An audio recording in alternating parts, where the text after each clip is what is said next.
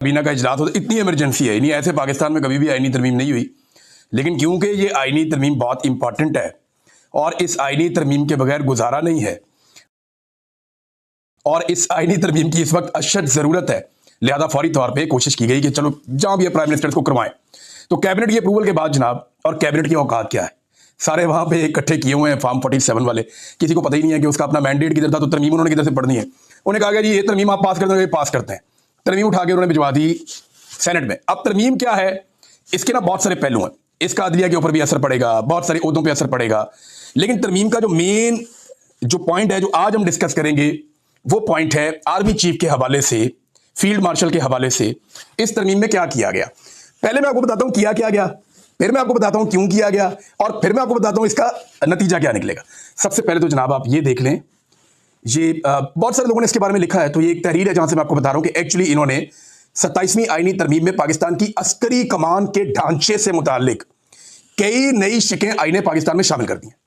यानी जो पूरा का पूरा पाकिस्तान का एक अस्करी ढांचा है, फौज का एक ढांचा है, उसकी जो कमान है जो आर्मी चीफ करता है उसके अंदर तब्दीली कर दी है और आईन में तरमीम करके उस तब्दीली को किया गया है। अच्छा, नंबर एक ये किया गया कि chairman joint chief of staff committee का खात्मा, यानी पहले दो बंदे लगते थे ना 3 साल के बाद, एक आर्मी चीफ लगता था और एक chairman joint chief of staff लगता था, ये दो बंदे लगते थे। साहिर साहब थे इस मरतबा, अब वो अगली दफा कोई भी नहीं होगा, तो उन्होंने ये ओहदा खत्म कर दिया। ये ओहदा अब 27 नवंबर 2025 से खत्म कर दिया जाएगा और नई कमांड पोस्ट का एक क्याम कर दिया गया, एक नई कमांड पोस्ट बना दी गई। यानी ये इख्तियार जो है वो अब आर्मी चीफ को मिल गए हैं, ये वाले भी। वजीर आजम चीफ ऑफ आर्मी स्टाफ जो बैक वक्त चीफ डिफेंस फोर्सेज के तौर पर भी खिदमत सर अंजाम देंगे की सिफारिश पर नेशनल स्ट्रेटेजिक कमांड का कमांडर पाकिस्तान आर्मी के अफसरान में से तैनात करेंगे और इसकी तनख्वाह और मुराद का तयन भी वज़ीर आज़म करेंगे। यानी ये जो एटम बम जिसके हाथ में होता है ना, ये बहुत इंपॉर्टेंट ओहदा है, बहुत, यानी आर्मी चीफ के बाद एक बहुत अहम तरीन ओहदों में से एक ओहदा DGISI का होता है और एक ये ओहदा है, और ये ओहदा होता है नेशनल स्ट्रेटेजिक कमांड का, कमांडर के जो कमांड होती है उसका ये ओहदा होता है। उसको भी आर्मी चीफ ने अपने हाथ में ले लिया कि उनकी अप्रूवल के बगैर या उनकी तजवीज़ के बगैर या उनकी सिफारिश के बगैर वज़ीर आज़म किसी को तैनात कर नहीं सकता। ये बंदा वज़ीर आज़म अपनी मर्जी से नहीं ला सकता, ये इख्तियार भी आर्मी चीफ ने अपने पास रख लिया और उसकी तनख्वाह और मुराद का तयन भी वज़ीर आज़म करेंगे।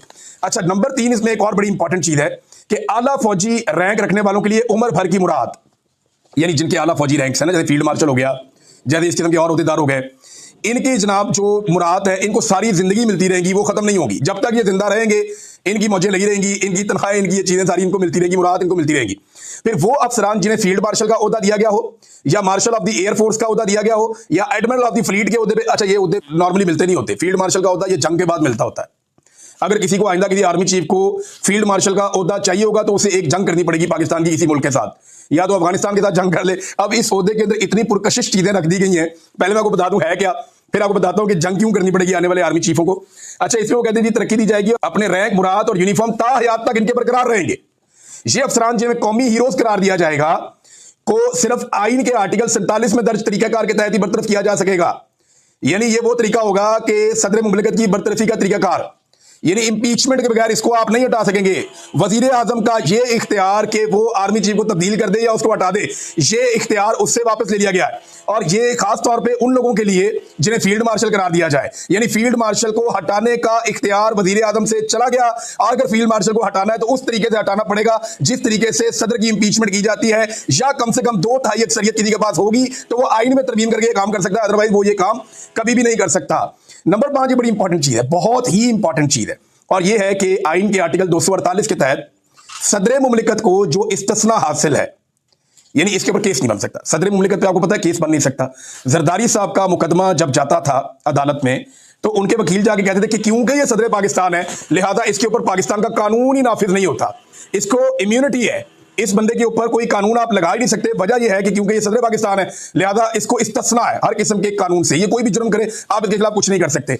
वही इस्तिस्ना इन्होंने फील्ड मार्शल को भी दे दिया है और फील्ड मार्शल को ये वाला इस्तिस्ना दे दिया कि एक तो वो देखें ना, 2 चीजें होगी, एक तो फील्ड मार्शल रहेगा अब ताहयात, नंबर 2 उसको मिलती रहेंगी मुराद हमेशा पूरी जिंदगी के लिए, नंबर 3 पूरी जिंदगी उसके ऊपर कोई मुकदमा नहीं बन सकेगा, आप उसके ऊपर कोई केस नहीं कर सकेंगे। यानी आसिम मुनीर साहब अपनी लाइफ में पूरी जिंदगी में कुछ भी करें, ये राह चलते किसी को कत्ल कर दें, ये किसी के साथ कोई ज्यादती कर दें, कोई जुल्म कर दें, आसिम मुनीर साहब किसी के साथ कोई फ्रॉड भी कर दें, ये कुछ कर दें दुनिया के अंदर, आसिम मुनीर साहब के खिलाफ अब पाकिस्तान का कानून कभी कोई कार्रवाई नहीं कर सकेगा। वजह यह है कि इनको ताहयात इस्तिस्ना मिल गया है, क्योंकि ताहयात रहेंगे। देखिए ना, इस्तिस्ना तो ओहदे को मिला है और ओहदा इन्होंने लिख दिया कि ताहयात रहेगा और ओहदे के साथ मुराद भी ताहयात रहेगी। ये आगे आपको बात समझ, आगे चले। अच्छा जी, कमांड खत्म होने के बाद की जिम्मेदारियां, यानी अगर इनकी कमांड खत्म हो जाती है, फर्ज करें कि आर्मी चीफ की मुद्दत पूरी हो जाती है, लेकिन फील्ड मार्शल वो शख्स सारी उम्र रहेगा, लेकिन आर्मी चीफ की मुद्दत खत्म होने के बाद जब शहबाज शरीफ एक नया आर्मी चीफ ले आएगा या नवाज शरीफ ले आएगा या इमरान खान ले आएगा, कोई भी, जब एक नया आर्मी चीफ आ जाएगा तब भी ये इख्तियार मौजूद रहेगा कि वफाकी हुकूमत इन अफसरान की आइंदा जिम्मेदारियां और फराइज कौमी मुफाद के तहत तय करेगी कि आइंदा जनाब इनसे हमने क्या काम लेना है या ये आइंदा क्या काम कर सकते हैं। ये है जनाब तमाम तरमीम। मैं सिर्फ एक आपको बता रहा हूं, अभी मैं अदलिया वाले मामले पे नहीं गया, अभी मैं बाकी मामला पे नहीं गया, अभी सिर्फ हम फोकस करते हैं कि आर्मी चीफ वाले मामले के ऊपर ये तरमीम क्या है और ये हो क्या रहा है और ये किया क्यों जा रहा है। देखें, इनमें हमें 3-4 चीजें एक दफा फिर मैं क्लैरिफाई कर दूं। इसका फर्क क्या पड़ेगा? फर्क ये पड़ेगा कि मौजूदा जो फील्ड मार्शल आसिम मुनीर साहब हैं, ये अब सारी जिंदगी फील्ड मार्शल रहेंगे, नंबर 1। नंबर 2, इनके पास बाकी तमाम फोर्सेस की कमांड भी आ जाएगी। नंबर 3, जो अहम तरीन पोस्ट है जहां पे पाकिस्तान के स्ट्रेटेजिक बहुत बड़े बड़े एटम बम ये वो सब, वो कमांड भी इनकी मुशावरत के साथ ही बंदा आएगा या इनकी सिफारिश के साथ बंदा आएगा। इनकी सिफारिश के बाद वज़ीर आज़म कुछ नहीं कर सकता। नंबर 4, इनको ताहयात, क्योंकि इन्होंने फील्ड मार्शल रहना है तो ताहयात इनको इनकी मुराद मिलती रहेंगी। नंबर 5, जब ये ताहयात फील्ड मार्शल रहेंगे तो ताहयात इनको एक इस्तिस्ना आइन में मौजूद रहेगा कि इनको कोई छेड़ नहीं सकता, इनको कोई उंगली नहीं लगा सकता, इनके ऊपर कोई केस नहीं बन सकता। पाकिस्तान का कोई थाना, कोई FIA का दफ्तर, कोई किसी भी एजेंसी का दफ्तर, कहीं पे कोई मुकदमा आसिम मुनीर साहब के ऊपर नहीं बन सकेगा। वजह क्या है कि उन्हें एक कानूनी इस्तिस्ना हासिल हो चुका है और ये आइन में दर्ज कर दिया गया है कि उनके खिलाफ कुछ नहीं होगा। वैसे ये लगे हाथों जरदारी ने और गवर्नर ने भी ले लिया कि सारी जिंदगी के लिए इसके अंदर उन्होंने शामिल किया हुआ है। अभी तरमीम पास नहीं हुई, लेकिन शामिल इन्होंने करवाया हुआ है कि जरदारी को भी और जो गवर्नर थे उनको भी, यानी सदर को भी और गवर्नर को भी, जितने भी हैं उन सबको भी ताहयात इस्तिस्ना होगा, उन्हें कभी भी उनके ऊपर कोई केस नहीं बनेगा। लेकिन इसका इतलाक जो है वो आइंदा से करेंगे, पीछे से नहीं करेंगे। अभी वालों को फायदा देंगे, पहले वालों को बिल्कुल फायदा नहीं देंगे। पहले वालों को दिया तो उमर चीमा बाहर आ जाएगा, पहले वालों को दिया तो बाकी लोग जो है उनकी भी बचत हो जाएगी। लिहाजा यहां पे ये आगे से चलेंगे, पीछे से नहीं चलेंगे। और ये भी इसमें सुनने में आ रहा है कि वज़ीर आज़म को भी ये पेशकश जो है वो इसकी आइन के अंदर होगी। चले, अभी हम क्योंकि फोकस कर रहे हैं सिर्फ आर्मी चीफ के मामला में, तो आखिरी चीज उसके अंदर ये रखी गई जो फाइनल है कि फील्ड मार्शल जब मौजूद रहेगा, जब बूढ़ा हो जाएगा, जब उसका दिल करेगा, दिल भर जाएगा कि यार मैं अब ये काम नहीं करता, आप दूसरा बंदा आर्मी चीफ ले आए, उसको लाकर लगा दें, फील्ड मार्शल में रहूंगा, मुराद मुझे मिलती रहेंगी और ना सिर्फ मुराद मिलती रहेंगी बल्कि मुझे इस्तिस्ना भी हासिल रहेगा, मेरे ऊपर किसी किस्म का केस भी नहीं हो सकेगा। ये चीज हो गई। लेकिन फिर एक शिक और रख दी गई कि हुकूमत तब भी इसको कोई काम देना चाहेगी तो दे देगी, यानी उसके बाद भी, रिटायरमेंट के बाद भी ये फिर भी काम करता रहेगा, लेकिन जो इसका फील्ड मार्शल का होगा उससे कभी रिटायर नहीं होगा। अब इसको आईनी तहफ़्फ़ुज़ दे दिया गया और अगर इन्हें कभी हटाना पड़ा तो वज़ीर आज़म से इख्तियार भी ले लिया गया। सदर, वज़ीर आज़म, किसी के पास कोई इख्तियार नहीं है। इनको हटाने के लिए आपको पूरा एक आईनी तरमीम करनी पड़ेगी, या तो 2/3 अक्सरियत से, या फिर जिस तरह सदर पाकिस्तान की इंपीचमेंट होती है वैसे आप फील्ड मार्शल को हटाएंगे। अब ये तो होगी नाज़रीन तरमीम। इस तरमीम की वजह क्या है ये आपको जरा समझना पड़ेगा। नंबर 1, इसकी वजह यह है कि आसिम मुनीर साहब को पूरा यकीन है कि इमरान खान वापस आ रहा है। उन्होंने सब कुछ करके देख लिया, लेकिन फील्ड मार्शल आसिम मुनीर को पूरा यकीन है, जैसे दिन की रोशनी में आपको दिन का यकीन होता है ना, ऐसे आसिम मुनीर साहब को पूरा यकीन है कि वो इमरान खान का रास्ता नहीं रोक पाएंगे। उन्हें पता है कि इमरान खान का रास्ता रोकना नामुमकिन है, इमरान खान वापस आएगा और इसी बात का उन्हें खौफ है। यानी आसिम मुनीर साहब को इस बात का खौफ है कि अगर इमरान खान वापस आएगा तो मेरे साथ क्या होगा, या अगर अवामी हुकूमत आ गई तो मेरे साथ क्या होगा। ये जो खौफ है ना, ये जीने नहीं देता, ये खौफ इंसान को सांस नहीं लेने देता, ये खौफ आपको ज़हनी तौर पे इंतशार का शिकार कर देता है, परेशानी का शिकार कर देता है। अपने उस खौफ से बचने के लिए आसिम मुनीर साहब ने अपने इर्द गिर्द आइन की एक दीवार खड़ी की है। इसको आप समझ लें, सिंपल कर लें। आसिम मुनीर साहब को इस बात पे पूरा ईमान है उनका, और उन्हें इस बात का पता है कि हर हाल में इमरान खान ने वापस आना है, और आसिम मुनीर साहब की बस हो गई है। उन्हें पता चल गया कि इस आदमी का रास्ता नहीं रोका जा सकता, ये प्रेशर आना ही आना है। अभी ये ट्रंप के बलबूते पे थोड़ा पाकिस्तान की हुकूमत और एस्टैब्लिशमेंट उछल कूद कर रही है, लेकिन बड़ी जल्दी ये भी बंद हो जाएगी। ट्रंप इनका चेदा लगा रहा है, वो मैं आपको बताऊंगा किसी और वीलॉग में वो इनके साथ कैसे खेल रहा है, वो आपको बाद में बताते हैं। लेकिन ये बात आप ज़हन में रख लें कि आसिम मुनीर साहब डरे हुए हैं इमरान खान से। उनको पता है कि ये बंदा आ गया या अवामी हुकूमत आ गई तो हमने जो कुछ कर छोड़ा इस मुल्क के साथ, उसका खुमियाजा हमें भुगतना पड़ेगा। ये जो कुछ हमने इस मुल्क के साथ किया है, इस मुल्क के लोग और इसका कानून हमसे पूछेगा। तो अब उन कवानीन से बचने के लिए या उन चीज़ों से बचने के लिए एक तरीकाकार इख्तियार किया गया है कि एक आईनी दीवार खड़ी की गई है अपने इर्द गिर्द। उस दीवार के अंदर क्या है कि मैं सारी जिंदगी रिटायर ही नहीं होऊंगा, मुझे सारी जिंदगी मुराद मिलती रहेंगी, मुझे जो है सारी जिंदगी इस्तिस्ना रहेगा, मेरे ऊपर कोई केस नहीं होगा, और मुझे हटाया भी नहीं जा सकेगा। अगर हटाना है तो या तो 2 अक्सरियत लेकर आओ या मुझे सदर पाकिस्तान की तरह इंपीच करो, और मैं जब चाहूंगा किसी भी हुक्मरान से कह के कोई और ओहदा भी ले लूंगा और उसको एंजॉय करूंगा। ये है आईनी तरमीम 27वीं में आर्मी चीफ की हद तक चीजें। अब इमरान खान साहब जो हैं उनके लिए आज सेलिब्रेशन का दिन है, और उनकी पार्टी के लिए भी एक तरह से, एक तो उन्हें इसकी मुखालफत करनी चाहिए फुल। ये फर्द वाहिद के लिए एक आईनी तरमीम हो रही है।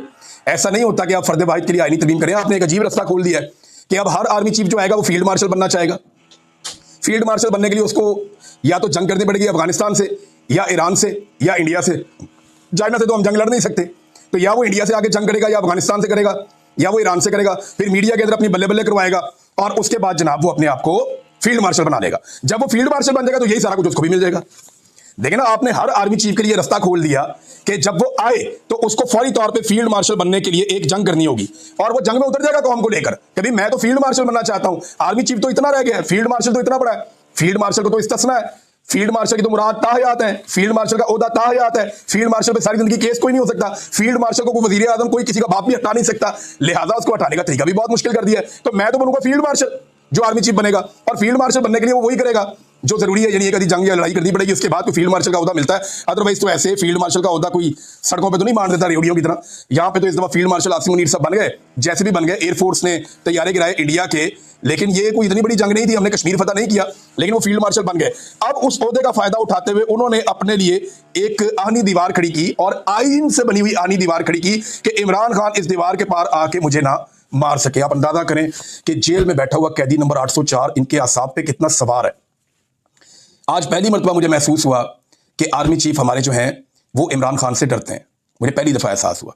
मुझे इससे पहले नहीं लगता था। मुझे लगता था कि शायद सिस्टम इनसे डरता है, सियासतदान इनसे डरते हैं, या ये इनको खौफ नहीं है इस बात का। ये मुझे कन्फ्यूजन रहती थी, लेकिन आज मेरी कन्फ्यूजन दूर हो गई। जो मेरे सोर्सेज मुझे कहते थे ना कि ये दिन रात डरते हैं इमरान खान से, ये खौफजदा है इमरान खान से, वो मुझे बार बार लोग जो है दावा करते थे मेरे सोर्सेज, और मैं सोचता था यार वाकई ये बात ठीक कर रहे हैं।